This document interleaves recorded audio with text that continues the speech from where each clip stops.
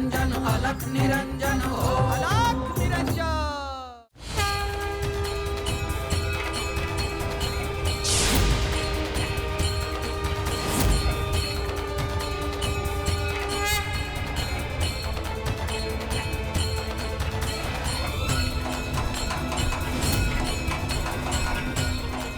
तुला असं वाटेल की तू मला इजा करशील, माझे प्राण घेशील, परंतु तुला ठाऊक नाही की मी कोण आहे ते।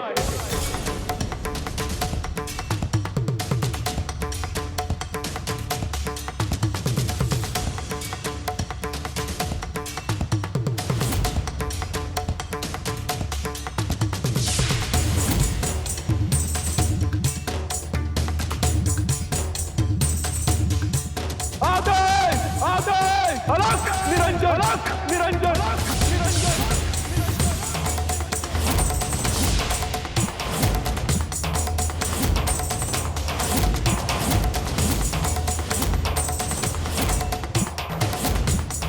मी तुला असे बंधन घालीन की जन्मोजन्मी तुला त्यातून कोणीही मुक्त करू शकणार नाही।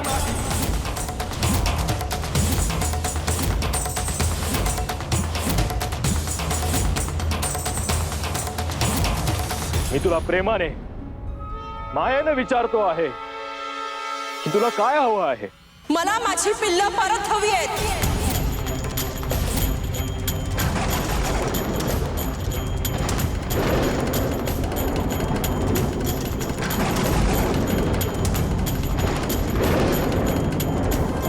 ठीक आहे, ज्या स्थानावर तुझ्या अपत्यांचा अपमृत्यू झाला त्या स्थानावर मी त्यांना जिवंत करून देतो।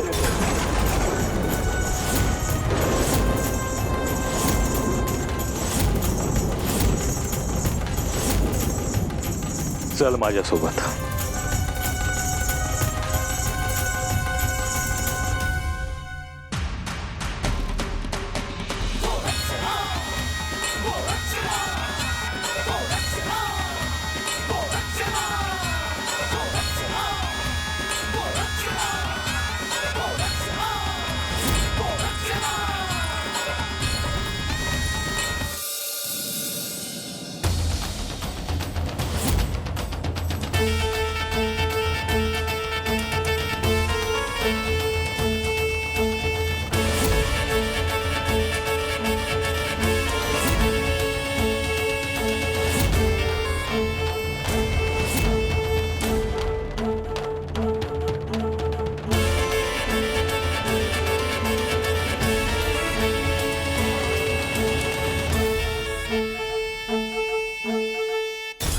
हीच ती भूमी आहे ना जिथे तुझी पिल्ल मारली गेली।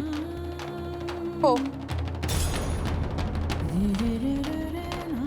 डोळे मीठ आणि श्री महादेवांचं स्मरण कर।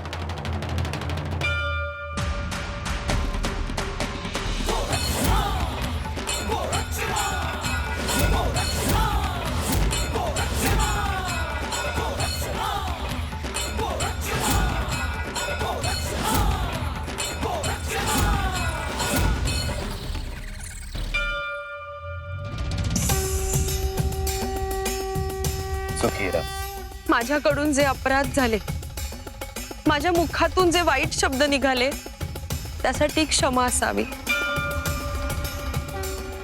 नागलोक हा शिवाशी जोडलेला आहे। पर्यायाने शिव आणि नाथ हे वेगळे नाहीत, म्हणून तुझ्यावर कृपा झाली। यानंतर जो नाथ पंथाची भक्ती करेल त्यांना तू सहाय्यभूत हो। हो गुरुवर, तुम्ही जे माझ्यावर ऋण केलेत ते मी कधी विसरणार नाही। सुखी रहा, सुखी रहा, सुखी रहा।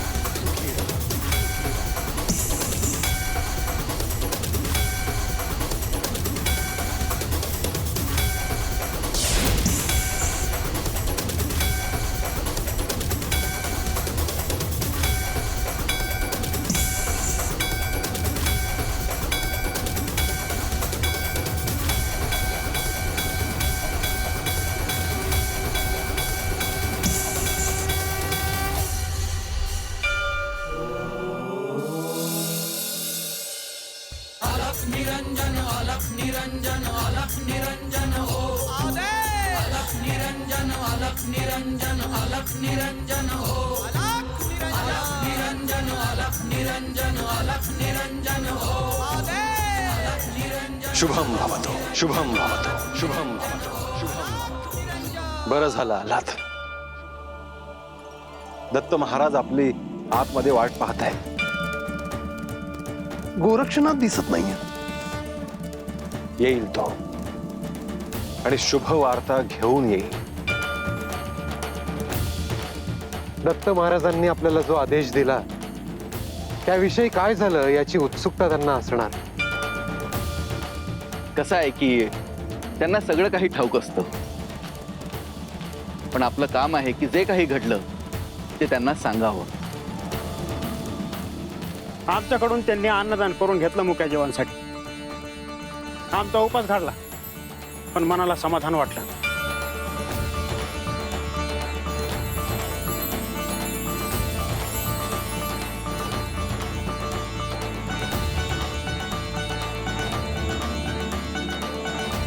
गुरुदेव, मला जो योग्य वाटला तो सुवर्ण मध्ये मी साधला.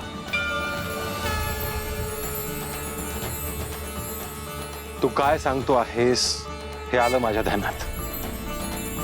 चला आता आपण दत्त महाराजांना भेटूयात. या.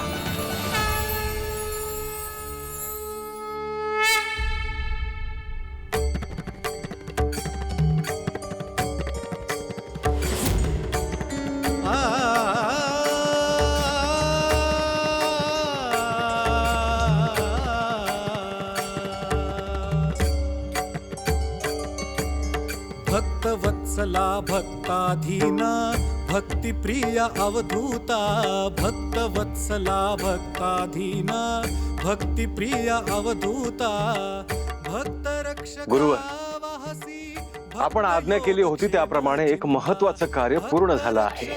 मला त्याचे समाधान आहे, पण मला तुमच्याकडून ऐकायचे आहे.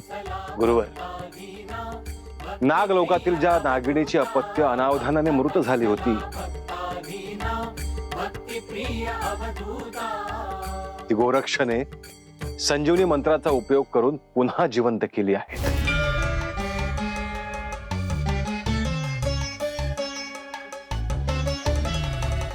योग्य निर्णय घेतला. वर करणी असं वाटेल की ही अत्यंत छोटी गोष्ट आहे, परंतु त्याचा अर्थ वेगळा होऊ शकला असता. आता नाथ संप्रदाय आणि नागलोक यांचे संबंध कायम मधुर राहतील. गुरुदेव, आपण जे पशु पक्ष्यांना अन्नदान केले त्यामुळे त्यांच्यात एक चैतन्य आलं आहे. आपण सगळे नाथ त्यांना एक आधार वाटू लागलो आहोत. तसंच अपेक्षित होतं. या शुभ प्रसंगी ध्वनी प्रज्वलित करा.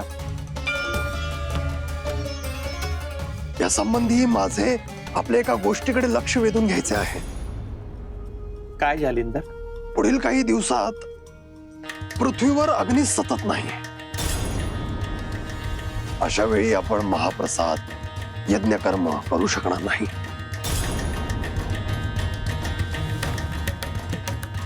जालिंदरनाथ, अशा वेळी पारंपरिक पद्धतीने टाकेखाली विस्तव झाकून ठेवू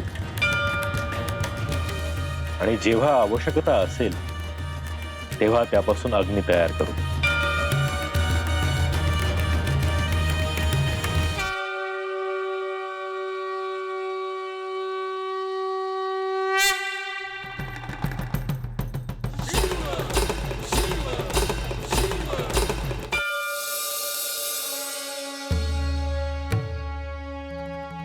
ही कार्तिक पौर्णिमेच्या आधीची रात्र. आकाशात चंद्र कलाकलाने वाढत जाऊन उद्या पूर्ण चंद्रदर्शन होईल. मात्र सगळे ही कार्तिक पौर्णिमा पाहू शकतायत ती केवळ श्री महादेवांमुळे. याच तिथीला त्यांनी त्रिपुरासुराचा वध केला होता, ज्याने त्रिलोकात त्राहिमाम करून सोडला होता. गुरुवर, या संपूर्ण सृष्टीवर ऋण आहेत महादेवांचे, आणि त्याविषयी सगळ्यांनीच कृतज्ञता व्यक्त करत राहायला हवी. या पवित्र तिथीला सगळ्यांनी श्री महादेवांचे यथाशक्ती स्मरण, पूजन, ध्यान केले पाहिजे. परंतु तुम्ही प्रत्यक्ष कैलासात जाऊन त्यांचे आशीर्वाद घ्या.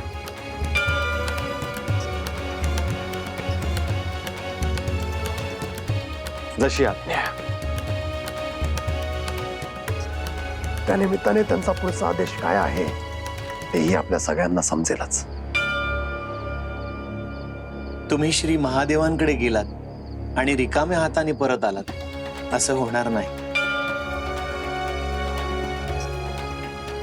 निश्चितच काहीतरी घेऊन या. गुरुदेव, माझे बालपण कैलासात गेले आहे. साधनेच्या काळात मी पाहिलेली प्रत्येक कार्तिक पौर्णिमा मला आठवते आहे. मला भेटाया महादेव इथं आलं होतं, पण ते तिथं कसं दिसतात ते बघायचं आहे मला बी. महादेवांची अनंत रूप आहे. कैलासातलं दर्शन घ्या तुम्ही. पूर्ण चंद्रप्रकाशात कैलास कसा दिसतो ते मलाही पाहायचं आहे. गुरुवर, उद्या आकाश मार्गाने आम्ही प्रस्थान करू. शुभम भवतु, शुभम भवतु, शुभम भवतु.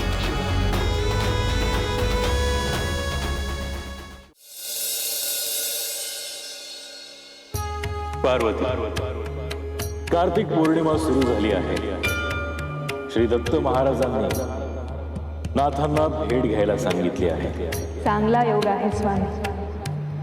त्या निमित्ताने सगळ्या नाथांची भेट होईल. पण सगळे नाथ भेटायला आल्यानंतर मी त्यांना भेट म्हणून काय दिलं? तुमच्याकडे इतकं काही आहे स्वामी, त्यातलं काहीही दिलं तरी चालणार आहे.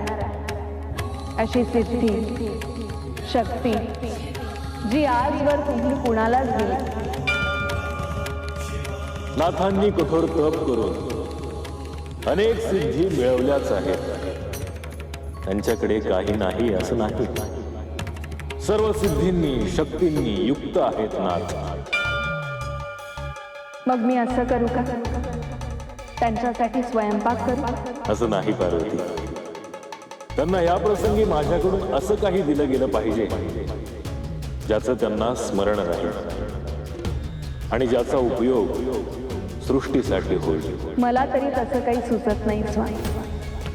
आजच्या तिथीला जे संयुक्तिक आहे ते तुम्ही द्या.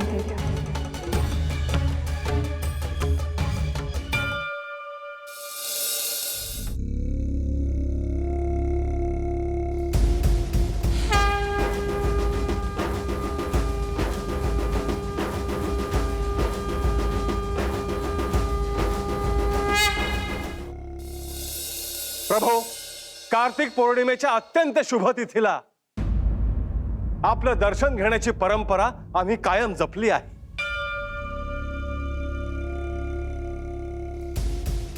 आणि त्यामुळेच ह्या वर्षी देखील आपलं दर्शन घेण्यासाठी, आपल्याला वंदन करण्यासाठी आम्ही सर्व नाथ इथे आलो आहोत.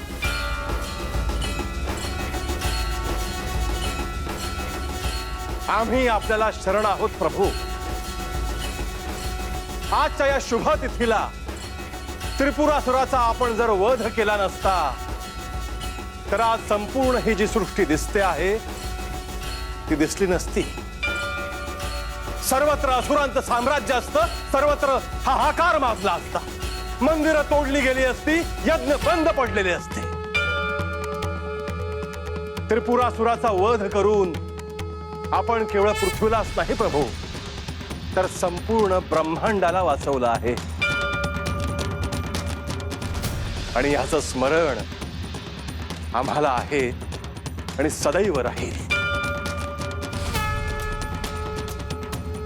हे प्रभो, या शुभ प्रसंगी आपल्याकडून काही ऐकायचं आहे. आपण त्रिपुरासुराचा अंत केला त्याची आठवण म्हणून कार्तिक पौर्णिमा. परंतु प्रभो, असे असुर आजही आहेत आणि त्यांची वंशावळ भविष्यातही वाढत जाणार आहे. त्यांना संपवण्यासाठी आपण आपला आशीर्वाद आम्हाला द्यावा प्रभू. तथास्तु तथास्तु तथास्तु. गोरक्षने सांगितले त्याप्रमाणे मी तुम्हाला काही भेट देऊ इच्छितो. परंतु ती भेट ही पदार्थ स्वरूपात नसेल. त्रिपुरासूर संपला, परंतु भविष्यात अनेक संकटांची गाज ऐकू येते आहे.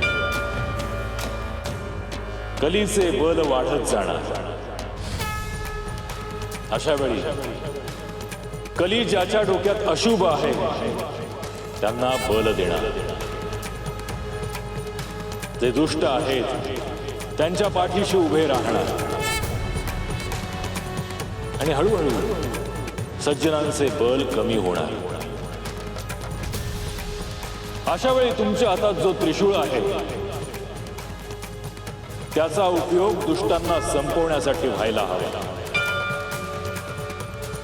आणि त्याचे स्मरण तुम्हाला करून देणं हीच कार्तिक पौर्णिमेची तुम्हाला माझ्याकडून भेट आहे.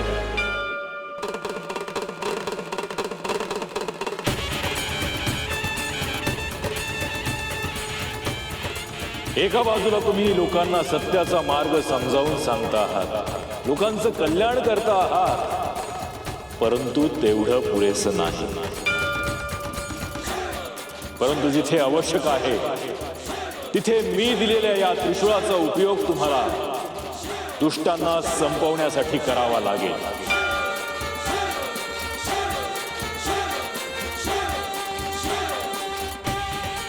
आणि ते करताना त्रिपुरासुराला मी मारलं याचं स्मरण कायम असू दे.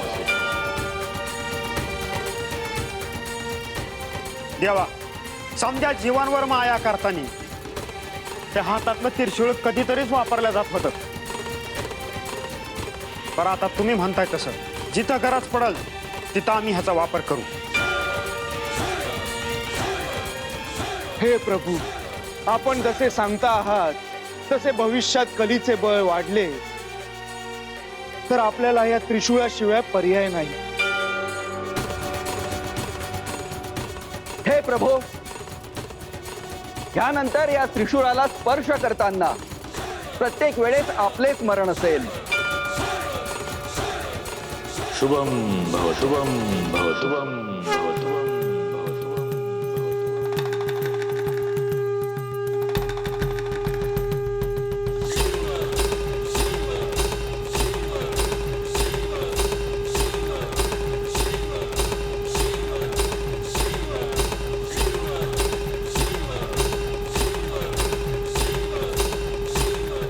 माते, कार्तिक पौर्णिमेच्या या शुभ तिथीला आपल्यालाही नमन आहे. तुम्हा सर्वांना काय भेट द्यायची ह्यासाठी श्री महादेवांनी बराच काळ चिंतन आणि ध्यान केलं होतं. त्याचे मूल्य खूप मोठे आहे.